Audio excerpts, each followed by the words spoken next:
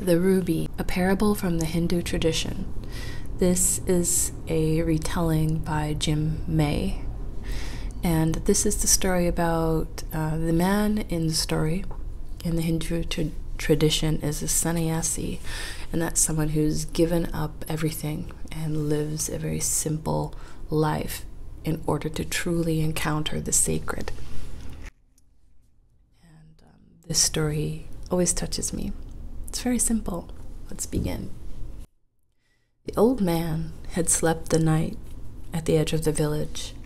He awakened at his usual time just before sunrise as a warm wind moved over the land, gathering up faint aromas that sweetened the air. A small garden here, a tiny blossom there, the pungent whisper memory of a dying water hole. He sat up, looked to the east where the sky was beginning to lighten, and began his morning devotions, starting the day with prayer as he had done almost every day of his life. It was during these prayers that the sound of hurried footsteps greeted his ears, and then a voice behind him. "Master, Master, where is it?" The old man turned slowly, and there, standing behind him, was a young peasant dressed in rags. The young man was excited, his chest heaving up and down, his eyes intense and piercing. The old man studied the young man for a long moment. "What is it that you ask of me?" The young man bowed slightly to his elder, seeming to calm himself a bit, and spoke. "I had a dream last night, and in my dream I came to the edge of the village and met a holy man, and now here you are. In my dream, that holy man gave me a precious jewel." "Ah," replied the old man, as he reached down and retrieved from a clump of grass a ruby the size of a fist. "You must mean this. I found it. I don't know where, but I have no use for it. You may have it."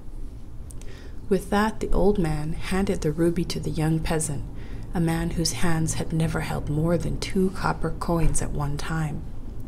The young man took the ruby. He could not believe his good fortune. He held it up to the sun, his face awash in red shadow. He walked home slowly, holding the jewel in his hand, his arm outstretched in front of him.